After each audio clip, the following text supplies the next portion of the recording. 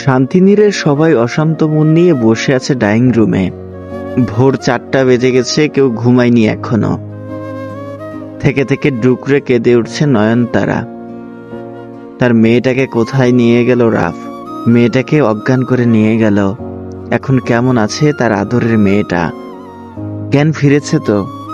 মুখ দিয়ে যা আসছে রাগের চোটে তাই বলে গালিগালাজ করছে রাফকে আব্দুর রহমান। উনি থানায় যেতে নিয়েছিলেন রাফের নামে কিডন্যাপিং এর মামলা দায়ের করার জন্য। আব্দুল্লাহ আল রিফাতের জন্য যেতে পারেননি। ইরফাদের পরিবারের কাছে ক্ষমা চেয়ে তাদের বাড়ি পাঠিয়ে দিয়েছেন। সকল গেস্ট চলে গেছে। শান্তিনীরে এখন নিকট আত্মীয় ছাড়া কেউ নেই।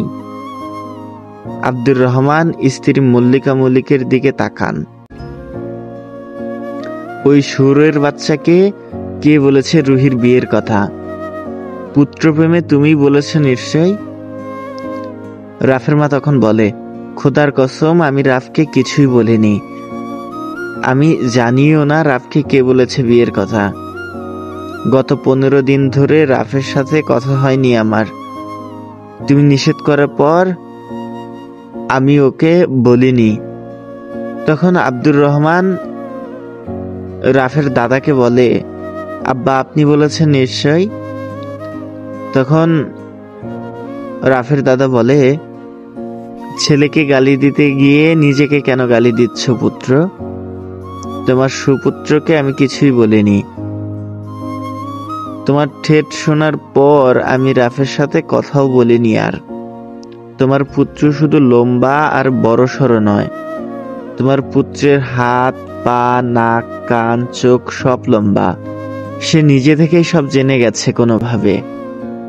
তাই মিথ্যা দোষারোপ করা বন্ধ করো। চালাক চতুর তুমি শুধু একা নয়, তুমি রাফের পিতা হলেও বুদ্ধির দিক থেকে রাফ তোমার পিতা। সেটা তুমি মানো আর নাই মানো, এটাই সত্যি। কত বুদ্ধি করেছিলে রাফের সাথে রুহির বিয়ে দেবে না বলে, কিন্তু শেষমেশ কি হলো? তোমার নাকের ডগা দিয়েই তো নিয়ে চলে গেল। ওদের কি আলাদা করতে পেরেছ? শুধু শুধু ছেলেটাকে খেপালে। এরকম কিছু না করলে রুহির সাথে এমন কিছু হতো না। এতগুলো মানুষের সামনে ছোটে হতো না। সবাই কত কিছু বলছে, শুনছো সেসব? আমার ছোট বোনটা কত ভয় পেয়েছে। রাফের সাথে স্বাভাবিকভাবে বিয়েটা হলে অল্প দিনের জন্য হলেও রুহি আমাদের সাথে থাকতে পারত। দূরে থাকলে ফোনে কথা বলতে পারত, কোথায় আছে কেমন আছে জানা থাকতো। কিন্তু এখন রাফ ওকে কোথায় নিয়ে গেল কে জানে। জীবনে আর কোনোদিন ওদের দুজনের দেখা পাওয়া যাবে কিনা জানা নেই। সব হয়েছে তোমার জন্য। নিজের ছেলের সাথে এত কিসের শত্রুতা তোমার? ছোটবেলায় ছেলেটাকে মেরে ধরে আদমরা করে ফেলতে, বড় হওয়ার পরেও বাদ যায়নি সেসব। 16 বছর বয়সে বাড়ি ছাড়া করলে, 18 বছর বয়সে নিজেই স্কলারশিপ নিয়ে দেশের বাইরে চলে গেল। দীর্ঘ 11-12 বছর দেশে ফিরল না, ফ্যামিলির উপর অভিমান করে। তারপর যাও বুঝিয়ে শুনিয়ে ইমোশনাল কথা বলে দেশে আসতে বাধ্য করা হলো। তখনও তোমার আচরণ সেই আগের মতোই।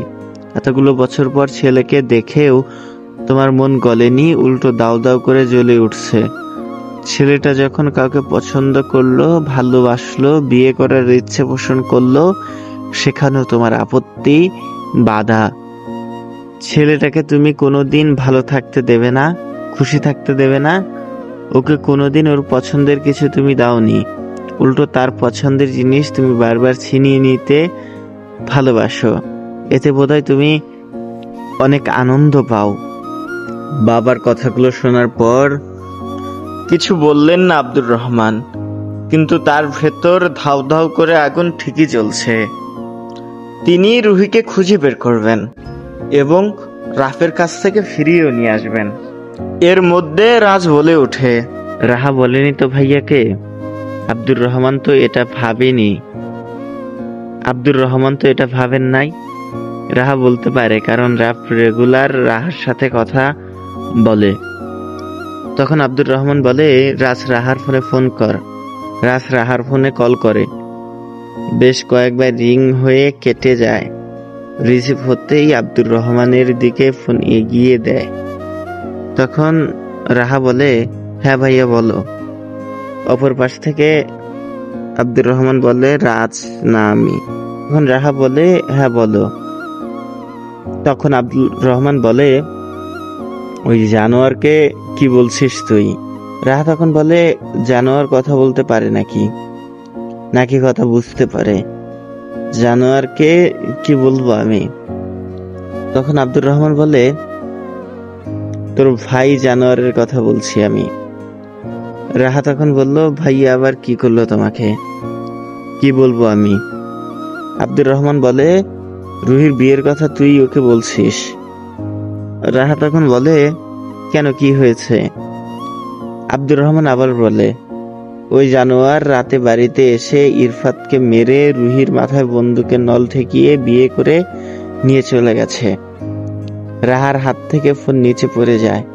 তাড়াহুড়া করে ফোন কুড়িয়ে নিয়ে বলে, কি বলছো এসব তুমি? তখন আব্দুর রহমান বলে, যা শুনছিস তাই বলছি। তুই রুহির বিয়ের কথাগুলো ওকে বলছিস? রাহা তখন বলে, না আমি তো কিছু বলিনি। ভাইয়ার সাথে কয়েকদিন ধরে কথাও হয় না, কল দিলেও রিসিভ করে না। তখন আব্দুর রহমান বলে, তুই কিছু বলিসনি ওকে? তখন রাহা বলে, না। আব্দুর রহমান তখন বলে, আচ্ছা রাখছি বলেই মুখের উপর ফোন কেটে দেয়। কেউ যদি কিছু না বলে তাহলে রাফ জানলো কিভাবে? কে জানালো ওকে? রাফ কি কলের পিছনে স্পাই লাগিয়ে রাখছে নাকি? এমন কিছু হবে না হয়তো।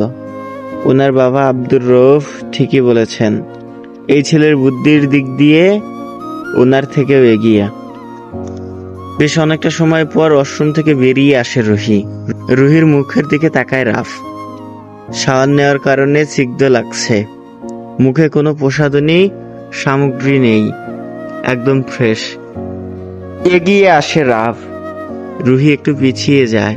রাফ এগিয়ে আসার সময় বুকের ভেতর শব্দ হচ্ছে জোরে জোরে, সারা শরীর আবার কাঁপছে। রাফ একটু এগিয়ে রুহিকে টেনে আনে নিজের কাছে। রাফকে ধাক্কা দিয়ে সরিয়ে দেওয়ার সাহস হচ্ছে না, ছোঁয়ার সাহসও হচ্ছে না। কাঁপতে কাঁপতে দাঁড়িয়ে রইল। রাফ রুহির মুখ তুলে ধরে সম্মুখে। রুহি রাফের গম্ভীর চোখ মুখ দেখে মুখ নামিয়ে নেওয়ার চেষ্টা করে, কিন্তু পারে না। দৃষ্টি লুকানোর জন্য এদিক ওদিক তাকায়। কান্না করার কারণে রুহির চোখ মুখ লাল লাল হয়ে গেছে, মুখ ফুলেও গেছে। রাফ তখন জিজ্ঞেস করে, কেঁদেছ কেন? এত সুন্দর আর মিষ্টি স্বরে বলে যে রুহি না চাইতেও রাফের মুখের দিকে তাকায়। রাফ এত সুন্দর আর মিষ্টি স্বরে কথা বলতে পারে, এর মুখ দিয়ে তো সবসময় আগুন আর বোমা বের হয়। এত মিষ্টি করে কিভাবে বলল? রাফ আগের মতোই করে বলে, কেঁদেছ কেন ওয়াশরুমের ভেতর বসে? রুহি তখন বলে, ভয় করছে, ভালো লাগছে না, আম্মুর কাছে যাব, আমাকে বাড়িতে রেখে আসো তুমি। রাফ মিষ্টি স্বর ভুলে ধমক দিয়ে বলে, মারবো ঠাটিয়ে এক চর, শুধু ম্যা ম্যা ম্যা। এত ম্যামা কিসের? বলছি না এখন থেকে আমার সাথে থাকতে হবে, আর জীবনে ওই বাড়িতে ফিরতে পারবি না। কবুল বলার সাথে সাথে তুই আমার সম্পত্তি। আজকে থেকে আমি যতদিন জীবিত আছি ততদিন তুই আমার সাথে থাকবি। আমি মরে যাওয়ার পর যা খুশি করবি, যেখানে ইচ্ছা যাবি, কিন্তু আমি বেঁচে থাকা অবস্থায় ভুলেও আমাকে ছেড়ে যাওয়ার কথা দুঃস্বপ্নেও ভাববি না। আমি যতদিন বেঁচে আছি ততদিন তোর শুরু আর শেষ গন্তব্য রিহান আদ্রান রাফ অব্দি।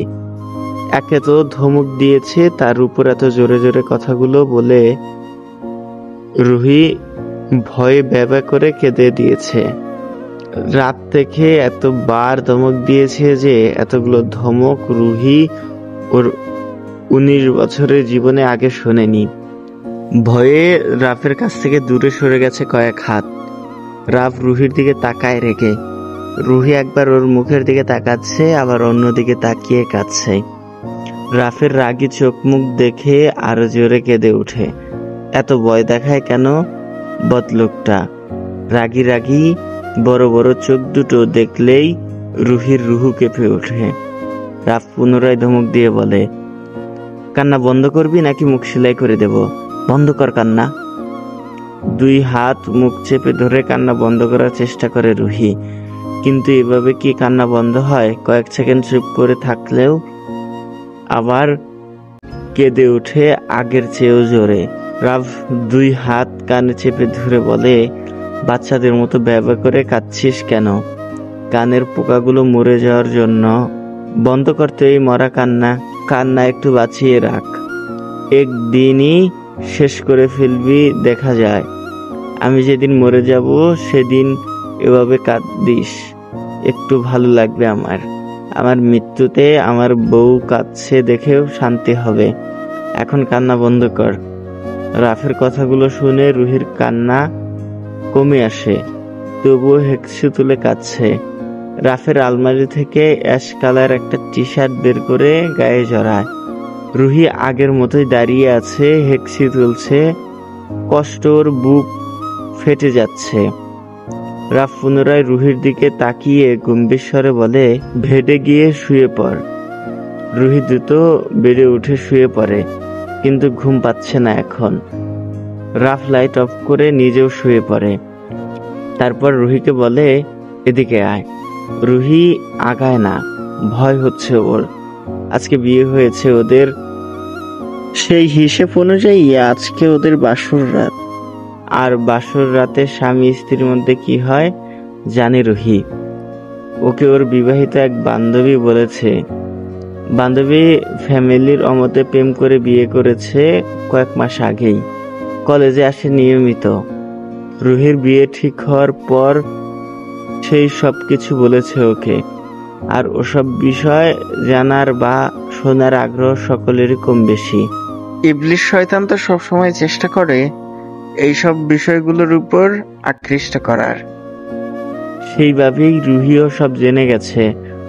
যদিও রুহি এখন ছোট নয়, 18 পেরিয়ে 19-এ পা দিয়েছে।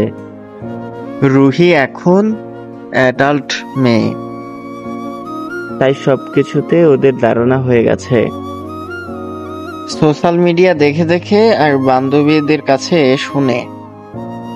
তারপর রাব বলে, ভালোভাবে কিছু বললে বুঝতে পারিস না, এদিকে আয়। থরথর করে কাঁপতে কাঁপতে একটু এগিয়ে আসে রুহি। বাকিটা রাফ নিজেই টেনে আনে বুকের মাঝে।